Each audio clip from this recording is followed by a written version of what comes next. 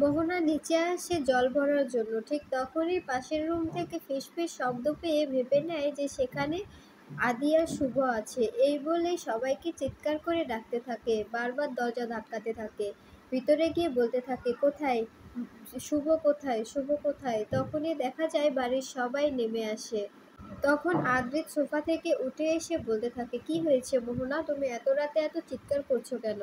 তখন মোহনা বলতে থাকে, শুভ কোথায় আর তুমি কোথায় ছিলে? তখন শুভ আসে আর বলতে থাকে, কি হয়েছে মোহনা, তুমি চিৎকার করছো কেন?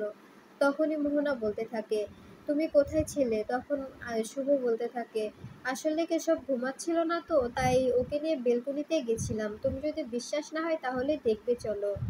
তখন মোহনা আদ্রিতকে বলতে থাকে, আমি তোমাকে ভুল বুঝেছিলাম, আমাকে ক্ষমা করে দাও। এই বলে আদ্রিতকে জড়িয়ে ধরে।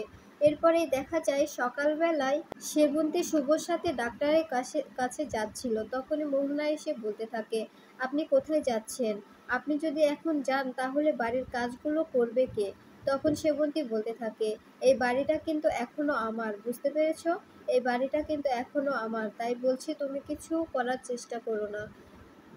তখন শুভ সেবন্তীকে বলতে থাকে, থাক মা, তোমাকে যেতে হবে না, আমি একাই যেতে পারবো।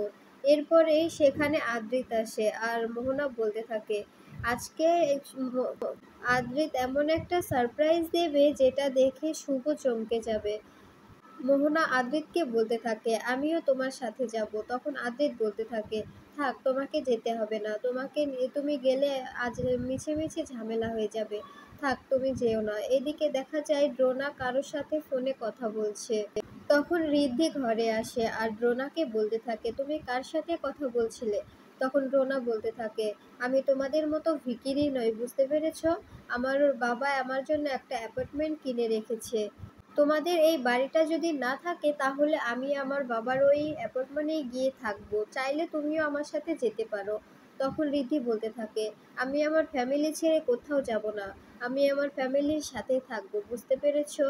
অন্যদিকে দেখা যায় শুভ ডক্টর দেখাতে আসে আর সেখানে আদ্রিত আসে। আদ্রিত ডক্টরকে বলতে থাকে, কি কি করাতে হবে আমাকে বলুন।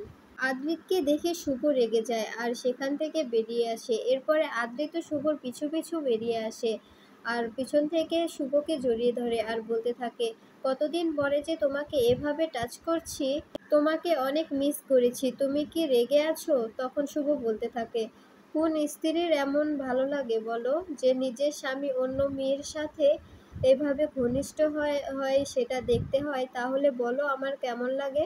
তখন আদ্রিত বলতে থাকে, আমার আর এই অভিনয় করতে ভালো লাগছে না। তখন শুভ বলতে থাকে, ভাগ্যিস আমার এই বুদ্ধিটা মাথায় এসেছিল যে মোহনার প্ল্যান ধরার জন্য মোহনাকে এভাবে কাছে রাখতে হবে।